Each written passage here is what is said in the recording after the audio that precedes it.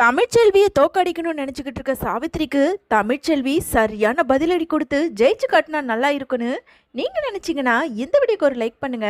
வாங்க வீடியோக்குள்ள போலாம். விருந்துக்கு வந்திருக்க ஊர் மக்கள் எல்லாருமே நாங்க கடா விருந்துக்கு தான் வந்திருக்கோம் அப்படின்னு சொல்ல அங்க இருந்த தமிழ்ச்செல்வி வசந்திக்குன்னு முகமே ரொம்ப வருத்தமா மாறுது. இன்னொரு பக்கம் இங்க ராஜாங்கமுமே ஏ சாவித்திரி, எம்புட்டு நேரம் தான் கடா வருது வருதுன்னு சொல்லிக்கிட்டு இருக்க.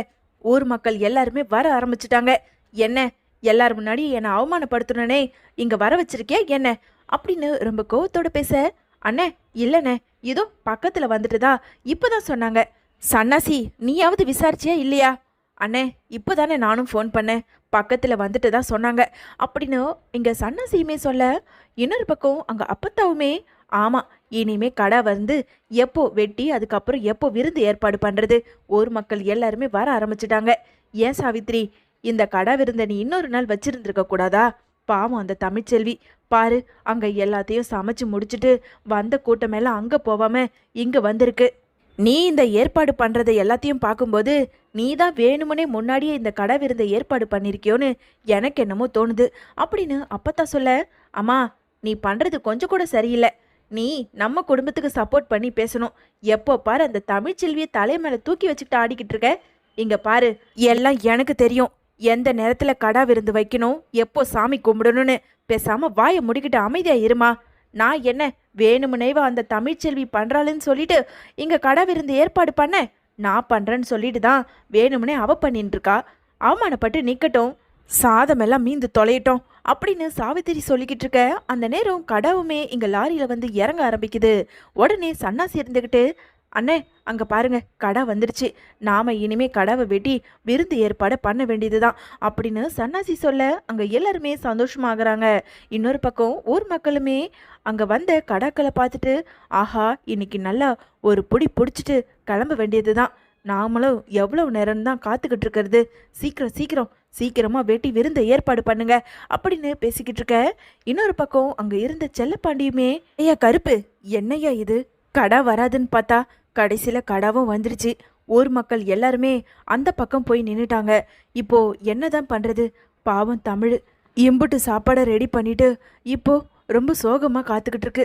என் பொண்ணு முகத்தை இப்படி வச்சிட்டு இருக்கிறத பார்க்கும்போது எனக்கு ரொம்ப கஷ்டமா இருக்கு அப்படின்னு செல்லப்பாண்டி பேச அங்க இருந்த கருப்புமே, என்ன பண்றதுப்பா, எல்லாமே வேணும்னே தான் அந்த சாவித்திரி பண்ணுதோன்னு என் மனசுக்குள்ள தோணுது. இந்த ஊர் மக்களும் ஏன் தான் இப்படி இருக்காங்களோ, கடா விருந்து கறி விருந்துன்னு சொல்லிட்டு அந்த பக்கம் போய் நிற்கிறாங்க.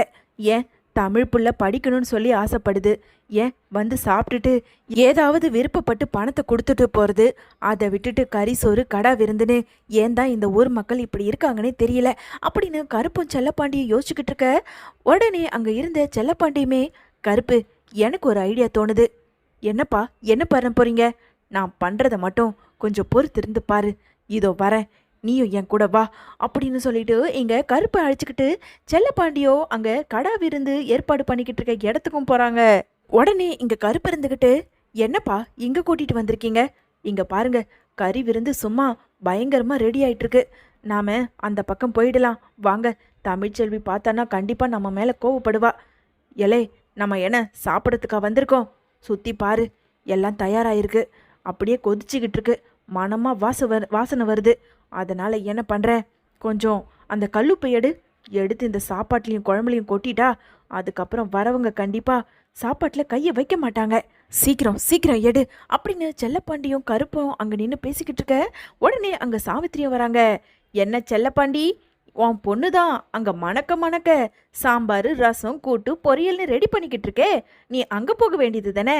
என்ன கறி குழம்பு ஒன்ன இந்த பக்கம் இழுத்துருச்சாக்கும் அப்படின்னு சாவித்திரி கேட்க, உடனே செல்லப்பாண்டி இருந்துக்கிட்டு, அதெல்லாம் ஒன்றும் இல்லை, சும்மா பார்த்துட்டு போலான்னு வந்தோம். சரி சரி, பார்க்க தானே போறீங்க, பார்த்துட்டு வயிற்றுச்சலோட இங்கேருந்து போங்க, நீ வா தாமரை அப்படின்னு சொல்லிட்டு தாமரை அழைச்சிக்கிட்டு சாவித்திரி போக, ஆமாம் இந்த சாப்பாட்டை யார் அப்படி சாப்பிட்டுறாங்கன்னு நானும் பார்த்துட்றேன். கருப்பு அந்த உப்பு டப்பாவை எடு அப்படின்னு சொல்லிட்டு இருந்த உப்பை அப்படியே 2 பேக்கெட்டை எடுத்து அந்த கறி குழம்புலையும் கொட்ட ஆரம்பிக்கிறாரு செல்லப்பாண்டி. என் பொண்ணு தமிழ்ச்செல்வி படிச்சு எப்படியாவது டாக்டர் ஆகணும்னு நினச்சிக்கிட்டு இந்த விருந்தை ஏற்பாடு பண்ணா அவளுக்கு போட்டியாவா நீ கறி விருந்து ஏற்பாடு பண்ற?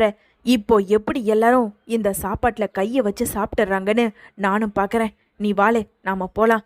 சமையல்காரன் வேற அந்த பக்கமாக போனான், வந்துட போகிறான், பார்த்துட்டானா அதுக்கப்புறம் பெரிய பிரச்சனை ஆயிடும் அப்படின்னு சொன்ன செல்லப்பாண்டி கருப்பு அழைச்சிக்கிட்டு நேராக தமிழ்ச்செல்வியோட விருந்து பக்கம் போயிடுறாரு. கொஞ்ச நேரத்தில் இங்கே ஊர் மக்கள் எல்லாருமே, என்னையா சாப்பாடெல்லாம் தயாராயிடுச்சா, வாசம் வேற கமகமன்னு இருக்கு அப்படின்னு ஊர் மக்கள் பேச, உடனே அங்க இருந்த சன்னாசியுமே, இருங்க இருங்க கொஞ்ச நேரம் இருங்க, சாமியை கும்பிட்டுட்டு அதுக்கப்புறமா உங்களுக்கு நாங்க சாப்பாடு பரிமாற ஆரம்பிக்கிறோம்.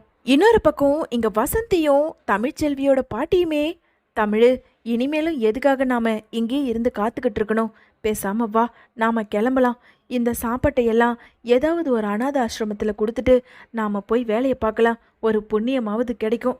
எந்த ஊர் மக்கள் கண்டிப்பாக இங்கே வரவே மாட்டாங்க, அந்த கறி கஞ்சிக்கு தான் போய் அலைஞ்சிக்கிட்டு மோதிக்கிட்டு முட்டிக்கிட்டு இருக்காங்க, வா நாம் கிளம்பலாம் அப்படின்னு வசந்தி சொல்ல, அம்மா நீ கொஞ்ச நேரம் இருக்கியா, இரு, எனக்கு கடவுள் நம்பிக்கை இருக்கு, நான் கண்டிப்பாக இதில் ஜெயிச்சு காட்டுவேன்னு எனக்கு நம்பிக்கை இருக்கு, இருமா நாம போகலாம் அப்படின்னு தமிழ்ச்செல்வி ரொம்ப நம்பிக்கையோடையே அங்க காத்துக்கிட்டு இருக்காங்க. இன்னொரு பக்கம் இங்க கறி விருந்தெல்லாம் ஏற்பாடு பண்ணி எல்லா ஊர் மக்களுக்கும் சாப்பாட்டையும் பரிமாற இங்க ராஜாங்க இருந்துகிட்டு, எல்லாரும் சந்தோஷமா சாமியை கும்பிட்டுட்டு சாப்பிட்டுட்டு கிளம்புங்க அப்படின்னு சொல்லிட்டு இங்க எல்லாருமே சாப்பாட்டையும் சாப்பிட ஆரம்பிக்க, அங்க சாப்பாட்டை வாயில எடுத்து வச்சவங்களோ சி பூ அப்படின்னு காரி துப்பவும் ஆரம்பிக்கிறாங்க.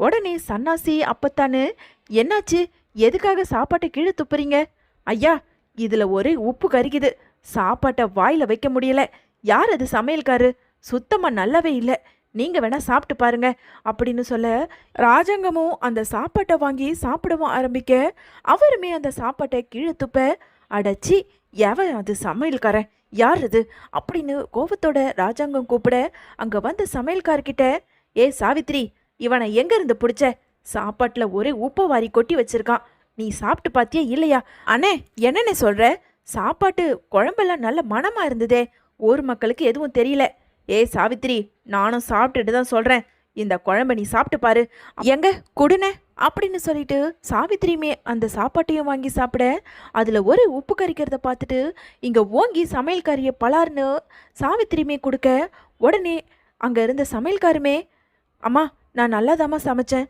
நான் கடைசி டைமில் கூட நல்லா தான் டேஸ்ட் பண்ணி பார்த்துட்டு நல்லதாம்மா இருந்தது, கண்டிப்பாக யாரோ ஏதோ பண்ணியிருக்காங்க, யோ நீ தான் பக்கத்தில் இருந்த, அப்படி இருக்கும்போது யார் இப்படி பண்ணிடுவா, அதுதாம்மா எனக்கும் தெரியல அப்படின்னு பதட்டத்தோட சமையல்காரமே சொல்லிக்கிட்டு இருக்க, இன்னொரு பக்கம் அங்கே வந்த ஊர் மக்களுமே, ஐயா இங்கே கறி விருந்து நடக்குதுன்னு சொல்லிட்டு தான் நாங்களும் இங்கே சாப்பிட வந்தோம், கடைசியில் பார்த்தா இந்த சாப்பாட்டை எங்களால் வாயில் வைக்க முடியல, இப்போ என்ன பண்ணுறதுன்னு எங்களுக்கு தெரியவும் இல்லை அப்படின்னு புலம்பிக்கிட்டு இருக்க ஊர் மக்கள்கிட்ட அங்கே ஓடி வந்த செல்லப்பாண்டியோ, ஏன் உங்களுக்கு கறி விருந்து தான் சாப்பிட்ணுன்னு இருக்கா என்ன, அங்கே பாருங்க தமிழ்ச்செல்வி ஆசை பாசமாக சாப்பாடை உங்கள் எல்லாருக்கும் சமைச்சு வச்சுட்டு காத்துக்கிட்டு இருக்கா, நீங்கள் அங்கே வந்து தாராளமாக சாப்பிடுங்க, கஞ்சோ கூழோ ஒரு வாய் சாப்பிட்டாலும் நிம்மதியாக சாப்பிடணும் வாங்க அப்படின்னு செல்லப்பாண்டி கூப்பிட, அங்கே இருந்த ஊர் மக்கள் எல்லாருமே இங்க தமிழ்ச்செல்வியோட விருந்துக்கும் போக ஆரம்பிக்கிறாங்க.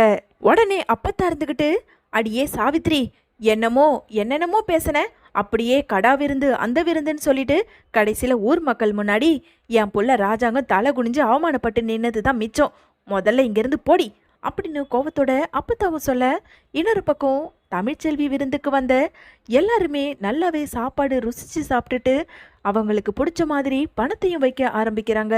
கொஞ்ச நேரத்துல தமிழ்ச்செல்வியுமே அந்த பணத்தையும் எடுத்து எண்ண ஆரம்பிக்க, உடனே வசந்தியுமே, என்ன தமிழ் நாம எதிர்பார்த்த மாதிரி பணம் கிடைச்சுதா, அம்மா கூடுதலாவே கிடைச்சிது, ரொம்ப சந்தோஷமா இருக்குமா, இன்னும் கொஞ்சம் மக்கள் வந்துகிட்டு இருக்காங்க பாரு, நீ ஊர் மக்களை கவனி, கைக்கு கிடைச்ச பணத்தை பார்த்து தமிழ்ச்செல்வி ரொம்பவுமே சந்தோஷப்பட்டுக்கிட்டு இருக்க, இன்னொரு பக்கம் அதை பார்த்த ராஜாங்கமுமே, பாத்தியா அந்த தமிழ் நினைச்சதை சாதிச்சிட்டா, நீ என்னத்தை சாதிச்ச, இந்த கரிசோர்ல உப்பு வாரி கொட்டியிருந்தது தான் மிச்சம், அண்ணே உண்மையா சொல்றேனே நான் எந்த தப்பும் பண்ணலனே, நல்ல சமையல்கார் தான், இதுல ஏதோ சதி நடந்திருக்கு அப்படின்னு சாவித்திரி சொல்லிக்கிட்டு இருக்க, இங்க தாமரையுமே, அம்மா நாம சமையல் செஞ்சுக்கிட்டு இருக்கும்போது அந்த இடத்துல செல்லப்பாண்டியும் கருப்பும் வந்திருந்தாங்கல்ல, ஒருவேளை அவங்க ஏதாவது பண்ணியிருப்பாங்களா, ஆமாண்ணே அவங்க தான் பண்ணியிருப்பாங்கன்னு நினைக்கிறேன், எனக்கு தெரிஞ்சு இந்த விருந்து ஏற்பாடு சரியா நடக்கக்கூடாதுன்னு சொல்லிட்டு அவங்க தான் உப்பு வாரி சாப்பாட்டில் கொட்டிட்டாங்களோன்னு எனக்கு சந்தேகமா இருக்கு. சாவித்ரி செல்லப்பாண்டி மேல பழிய போட்டதும் அங்க இருந்த மோகனாவுமே, ஏ சாவித்ரி உன்னால இந்த விருந்து ஏற்பாடை சரியா பண்ண முடியல, அதுக்காக நீ செல்லப்பாண்டி மேல உடனே பழிய தூக்கி போட்டுடுவியா? செல்லப்பாண்டி இந்த பக்கமே வரல. நான் என் 2 கண்ணால பார்த்துக்கிட்டு தான் இருக்கேன். எனக்கு ஆரம்பத்துல இருந்தே இப்ப வரைக்கும் சந்தேகமா தான் இருக்கு. தமிழ்ச்செல்வியோட மொய் விருந்த நீ கெடுக்கணும்னு சொல்லிட்டு தான் இந்த கடா விருந்து ஏற்பாடு பண்ணிருக்க. அதனால தான் கடவுளா பார்த்து உனக்கு இவ்வளோ பெரிய தண்டனை கொடுத்துருக்காரு.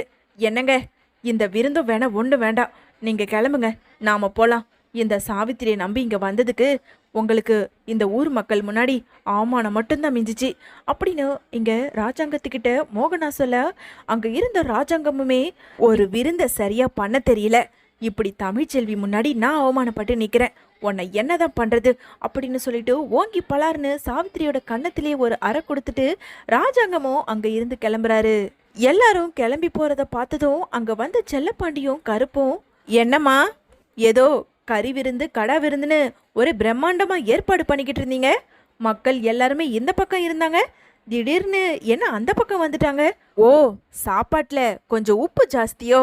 டேய், அப்பயே சொன்னலடா கொஞ்சம் கம்மியா போடுன்னு அப்படின்னு கருப்பு பார்த்து இங்க ரொம்ப நக்கலாவே செல்லப்பாண்டி சொல்ல, ஏய் செல்லப்பாண்டி, அப்போ இது உன் வேலை தானா? ஆமா, இது ஏன் வேலை தான். நீ எப்போ தமிழ்ச்செல்வியோட விருந்த கெடுக்கணும்னு நினைச்சியோ அப்பவே நான் திட்டம் போட்டுட்டேன். எப்படியாவது இந்த கறி விருந்த நான் கெடுக்கணும்னு. நான் தான் கல்லுப்ப அள்ளி அந்த சாப்பாட்லயும் குழம்புலையும் கொட்டுனது. எப்படி என் பொண்ணு ஜெயிக்க வச்சேன் பாத்தியா? இந்த செல்லப்பாண்டி இருக்க வரைக்கும் என் பொண்ணு தோக்கவே மாட்டா அப்படின்னு செல்லப்பாண்டி இங்க ரொம்ப பெருமையாவே பேச, இப்பவே நான் ராஜாங்க அண்ணனை கூப்பிட்டு எல்லாத்தையும் சொல்றேன். போய் இப்பவே சம்மந்திய கூப்பிட்டு சொல்லு, செல்லப்பாண்டி தான் கல்லுப்ப வாரி அதுல போட்டாருன்னு. ஆனா யாரும் நம்ப மாட்டாங்க, அதுக்கான ஆதாரம் எங்கேயுமே கிடையாது. நீ வா கருப்பு, போலாம். இந்த மாதிரி அடுத்தவங்களை கெடுக்கணும்னு நினைக்கிறவங்க இப்படிதான் அழிஞ்சு போவாங்க அப்படின்னு செல்லப்பாண்டி இங்க கருப்பு கிட்ட சொல்லிட்டு கருப்பையும் அழைச்சிக்கிட்டு போக, இங்க கருப்புமே சாவித்திரியை திரும்பி பார்த்து ரொம்ப நக்கலாவே சிரிச்சிட்டு போறாரு. இன்னொரு பக்கம் பணம் சேர்ந்த சந்தோஷத்துல தமிழ்ச்செல்வியோட குடும்பமே ரொம்ப சந்தோஷமா இருக்காங்க.